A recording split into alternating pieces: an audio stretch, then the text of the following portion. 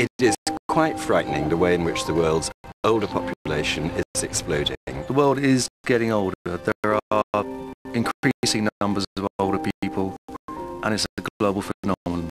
When the Queen first came to the throne in 1952, the letters to centenarians numbered 250, and the prospect in 20 years' time is about 30,000.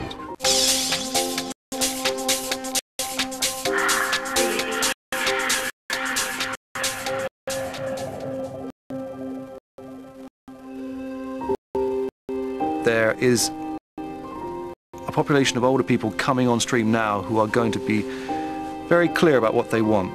We're going to, for example, have a heck of a lot of 1960s baby boomers reaching their retirement age with a consumerism and a feisty attitude. They've been demanding things all their lives, thinking they've been running the world since they were in their teens.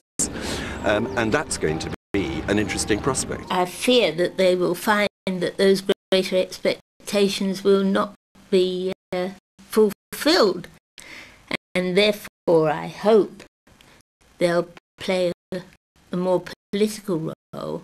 I mean, the age of 65 as a retirement age was invented by Bismarck in the 1880s, and people are much fitter and healthier at 65 now than they were.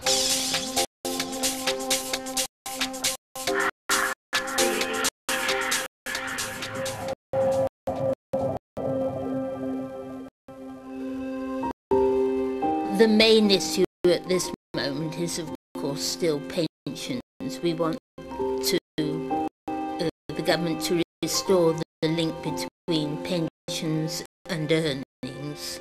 25% of the electorate is over the state pension age, and all the data shows that those people vote more regularly than younger people. The thing about the 1997 election is that really older people were there and were voting, but they weren't given the credit. I don't think the government has been listening to us. It's because they don't wish to be associated with this older population. It's the only explanation I can think of. They have been campaigning for so long, and yet so little happens as a result of their efforts, that you have to think that there might be an element of ageism within politicians. They're denying something here. We're in denial about getting old, all of us, I guess, and I'm afraid we're going to have to get real about that. It's a disappointing scenario, one I wouldn't expect to see repeated in any future election. Most people would be very pleased to receive a free licence, but as one protester put on her placard, thanks for the licence, but I can't afford the TV.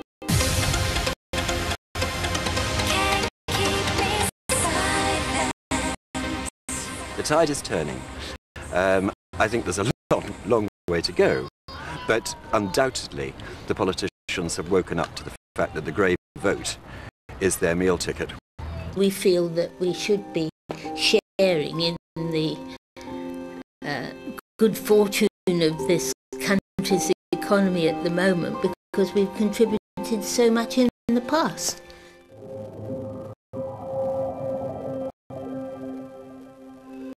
It could mean that a future generation of older people are pretty poor. And no one really seems to want to bite the bullet and understand just what it means to actually provide for this large population of older people. It's not people that we identify with or want to be, but it is. We all have this extraordinary prospect of living through our 70s and into our 80s, and some of us into our 90s and into our 100s. And so we will be old one day, and we've probably got to organise that world so that it works for us by the time we get there, because it ain't working that well for today's older population.